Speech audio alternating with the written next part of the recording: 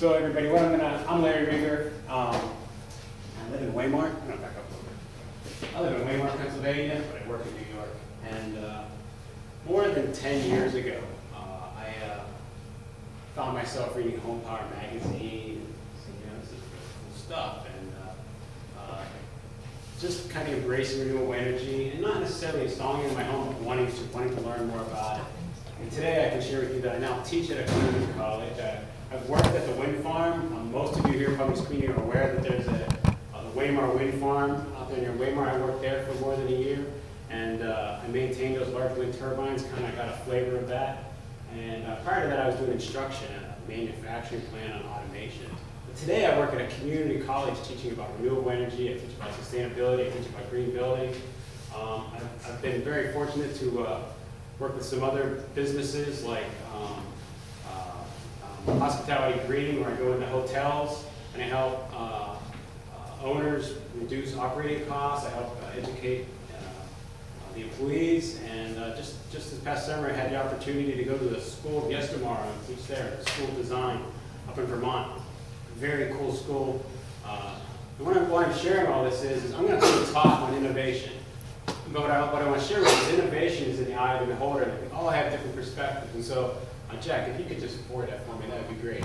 I'm going to kind of just talk about what's new, 2013, 2014, but it's not really a top 10. It's promoted as like 10 innovative ideas. It's not the top 10 because what kind of hat you wear. If you're an HVAC guy, you can think of 10 new innovative things. And if you're into insulation, you're going to think of 10 cool things. And if you're into building membrane, guess what? You probably have 5 cool things you want to talk about. And so when Kathy approached me and Seeds approached me and said, hey, can you kind of run this innovation talk? I was like, wow, what am I going to talk about? So a bunch of the members just threw a bunch of stuff at me. I threw a couple of my opinion in. And so go ahead and go to the next slide. And you're going to see Kathy Dodge's perspective. She started her career at the Rhode Island School of Design. And so when she comes to me, she kind of comes to me with that perspective. And Jack has worked with the Clean Energy Cooperative now, so that's what he's thinking about. You know, he's got other things. He's into solar thermal, and I bet you Jack can tell me all kind of innovative things in solar thermal that's not in this presentation. So I also reached out to just a couple of my professional friends that I know that work in DC and Philadelphia, and I said to them, what's new? And they told me. And I put it in the slide presentation. And lastly, I had a few opinions also, because I have a chance to attend conferences and network. So I'm just going to talk about innovation. And innovation is change, transformation, metamorphosis. Products are changing ever so slightly. And I'm just going to share with you 10, 11, 12 items that have changed slightly. And some you may be aware of, and some you may not. Some are maybe beyond your concept, and some you can actually go home and do today. And let's go ahead and go to the next slide. So I kind of did a little precursor. One of the members said to me, let's include the BMW i3 electric vehicle. It's pretty innovative, it's very light, it has a lot of lightweight materials in it. I really included this slide mainly because I feel that the board wanted me to include it, but electric cars are becoming mainstream. It's not just 1 or 2 cars. BMW is now jumping on board. They've had this car out there, and I think this just represents all electric cars. Does anybody know how many there are? Like I don't know. There's hybrid and electric cars. There's probably 20 different versions, a whole bunch of different makes and models. And so this is not just these. So I'm not recommending the BMW. I'm just saying this is just one more car that's coming out that represents some new innovation. Go ahead, Jack. The next slide might be new to some of you. You guys know that Harley Davidson has an electric motorcycle coming out? Harley Davidson. What do you picture? A guy? Now they're coming out with an electric motorcycle. I'm not sure if they believe it or not, but they're on board. And so I think, about a month ago we talked about this. Jack was like, hey, it's coming. Well, like 2 weeks ago in Kansas, there's like 10 of these being test driven in Kansas City right now. This isn't just like one motorcycle. They're test driving them right now, and they're trying to see, Harley Davidson, I put the term prototype, Harley Davidson wants to see if there's a market. But they did put money into it, so this is innovation, and you know, Harley Davidson. In my mind, I'm like, really? But I love electric motorcycles. I'm kind of into it, so I'd love to try one. Go ahead, Jack, thanks. So I just grabbed a topic of heating and cooling. This comes from several different sources that I had on the screen, so go ahead, Jack. And so I was looking for what's new, what's happening now that you might not be aware of. How many of you can control your heating and cooling with your smartphone? Can anybody do that in this room? Jack, can you do that? Yeah, Donnie's doing it. What do you control it, Donnie? Your yurt? This place. Not your yurt? You can't turn on your toilet stove in your yurt? And so if you're not aware of it, you can use your smartphone to, you know, turn your temperature up and down, check on your home, see what's going on in your home. Most of us were like, how does that really relate to me? But I know people with second homes. And so if you had a second home, I have a friend who just bought a house in Adirondacks, and she was telling me like, yeah, we're gonna have, you know, a neighbor go over and fire up the oil burner or something like that. And I was like, why don't you put in a heat pump, and why don't you use some kind of technology like this, and you can check the temperature in the house all the time, and you can turn it on whenever you want with your smartphone. And so that's innovative, and that's been around for a little bit. But what's new is now we're starting to use cloud-based Wi-Fi thermostat. And if you're not aware, cloud-based is now we're storing information beyond that thermostat. We're storing information out there in the web. And this is more important probably than being able to manage third-party energy management. So now you can, you know, you can control and kind of manage what your house is doing, but then you could take the information, give it to somebody out there online, and they can kind of help you analyze your data and make recommendations. It's a really cool thought, and that really wasn't available years ago. So that's cloud-based. Go ahead, Jack, thanks. I threw this in. This is just something I've been on, and I talked to a heating and air conditioning guy in Liberty, New York. He works in Liberty, New York, and he works in Manhattan. He goes back and forth, and I'm like, what's new and innovative? He's in my classroom. I'm like, what's new and innovative? And he's like, I love heat pumps. That's what he said. And I said, well, you know, how many have you installed? 10, 15, 20? He's like, 200. And I'm like, how's it going? Are they working? The customers like it, don't like it? He's like, they love it. He said, you know, but it has its application. So I just want you to be aware. If you don't know what a mini split heat pump is, I can talk with you after the meeting, but it can actually heat and cool your space using just air. It doesn't use any fossil fuels. It doesn't burn anything. It does take electric. A mini split is pretty much just for like one space, kind of like this room. And this room might even take a couple heads. This space might be a little too big for this one, but two would do the job most likely. And there's brands like Fujitsu and Mitsubishi Mr. Slim that are sub-zero. They operate when it's minus 15 degrees outside. It can still heat your home. If you want to know anything about it, Kathy has one. I know that for sure. I've seen it in her one little workshop. And so, again, that's not what Kathy said. This is I know a heating and air conditioning guy that he's staking his business's reputation on air source heat pumps. I've heard some people in meetings say, well, they weren't that good in the past. I've heard they're not that good. And they have a place, and they have a place they shouldn't be implemented. Getting a installer that understands that difference is really important. And when you install a mini split, you sometimes do still need a backup heating source. So I will tell you that. But I am optimistic that things are changing. So go ahead, Jack.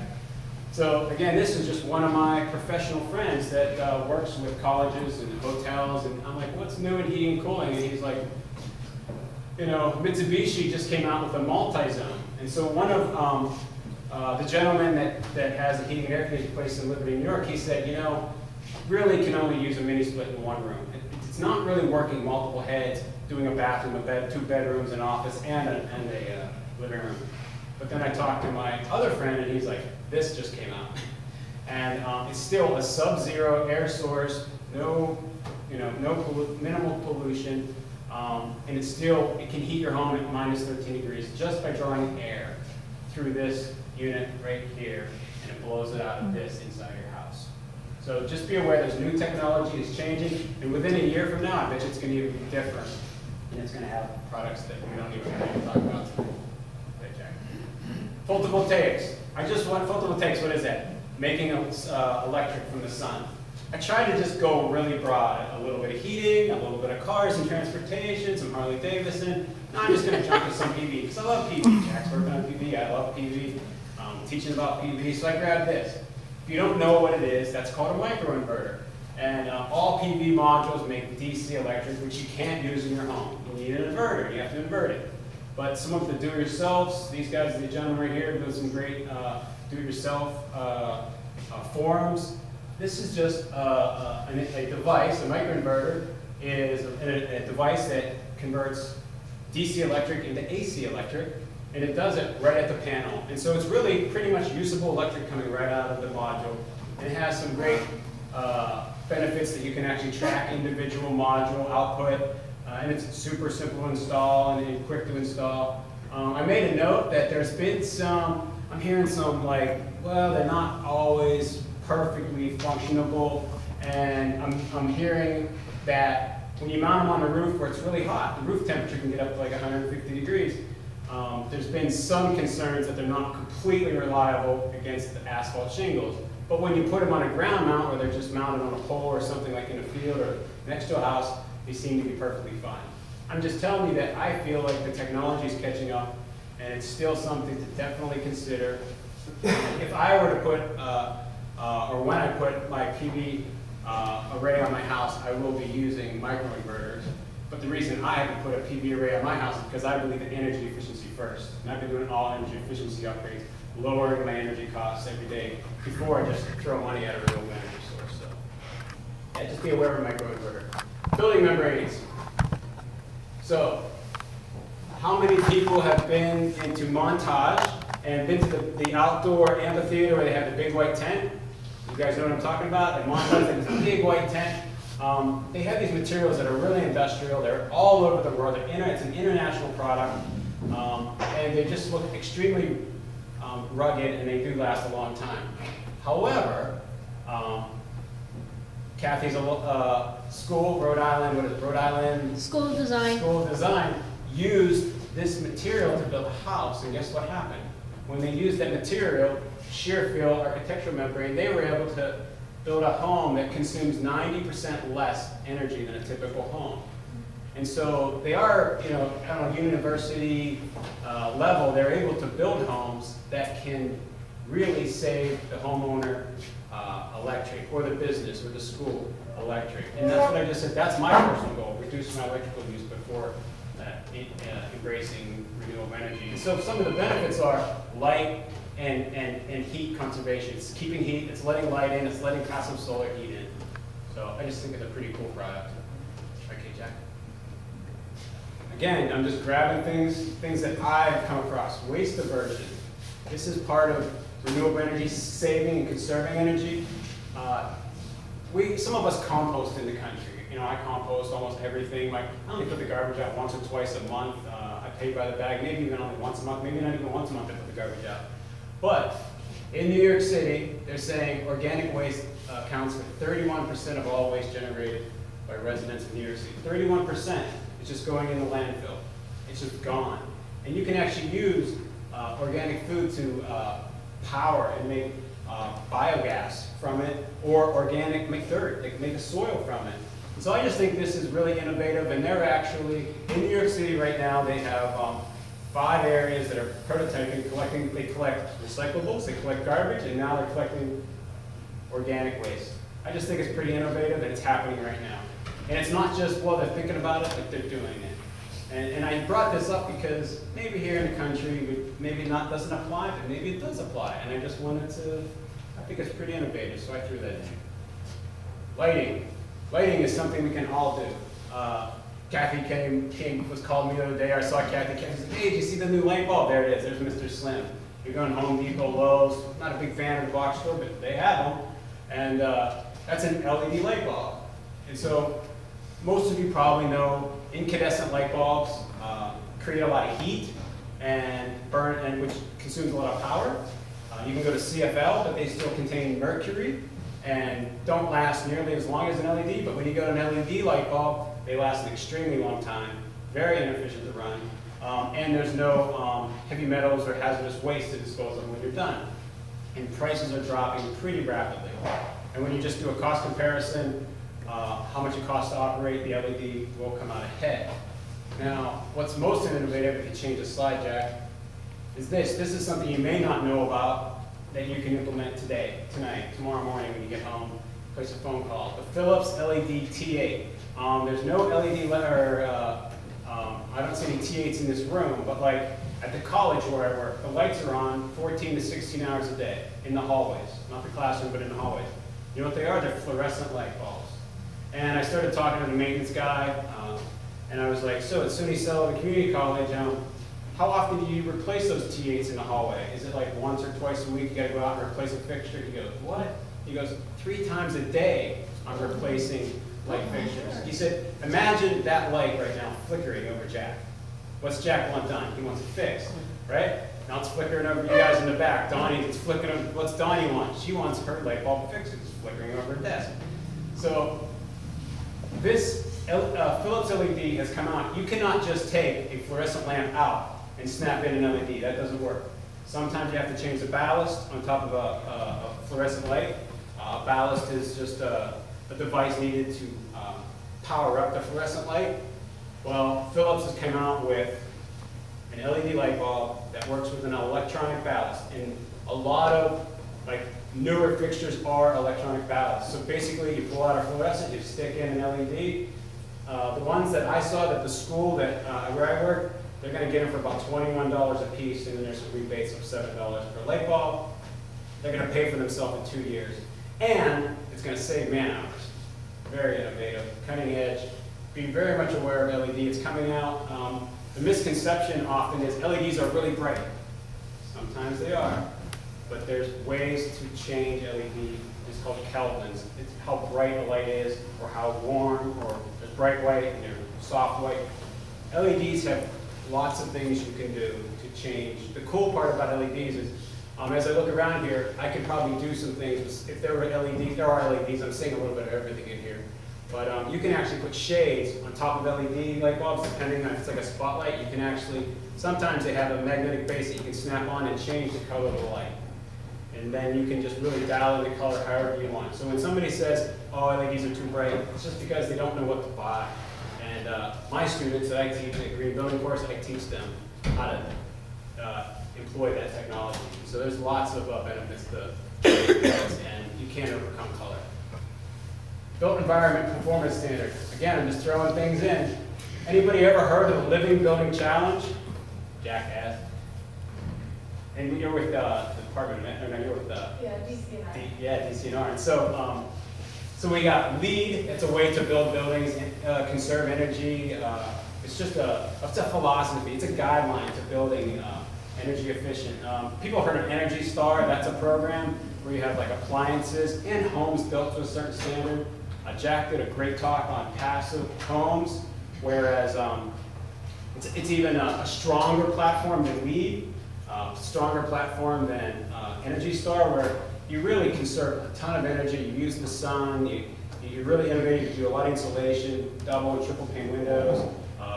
You really don't need that much heat to heat a passive home. Well, now when you embrace the Living Building Challenge, I'm excited because now it's at 3.0. It's been revised 3 times, and this program still exists, and it's still moving forward. And it actually has philosophies on where to put buildings, how much water to use. It says if you can't take the water from where that building is, you shouldn't build it there. If you can't collect it from the sky or pull it from the ground, don't put a building there. It says in energy, if you can't collect it from the sun or the wind, don't put it there. If the building is massive, well, you better be able to put that many PV modules or collect that much from the river, the hydro, or something. If you can't heat and cool it from geothermal, don't put it there. I love the philosophy. Today's philosophy in the world we live in, put the biggest building you want and let the taxpayers pay to, generate the electric for that building. Let the taxpayers pay for taking the sewage away. In Living Building Challenge, you have to take care of all of it on your site. You're responsible for it. So I love it. I love the idea that it's still moving forward. The innovative part for me is they just came out with a new, it's at its next level, and it's doing great things. And you're going to learn tonight. We have some really cool things happening. Jack, and we have Ace over here. Ace is going to show you how you can do some really cool stuff with things you've never even heard of. And the Living Building Challenge type buildings are taking advantage of products that Ace is going to show you about. So that's kind of how I tie that in. Solar financing. Jack, go ahead, Jack. This is Jack's and the seeds latest creation, which I just really love and don't know a whole lot about, and I'm thinking I need to be like one of the first members to sign up for it so they can help me get some PD modules on my home. Jack's going to talk to you about that. And lastly, go ahead. I want to talk to you about insulation, but not really. I'm going to let Asa talk to you about insulation. Has anybody ever thought about using mushroom insulation? I'm talking about mushrooms, real mushrooms, to insulate your home. Well, I'm going to let Asa tell you about it right now. And if you have any questions, I'll be free to take. I'm sure you have some innovations that you want to share with me, but I'll share more with you privately, independently after we all hear what Asa and Jack have to say.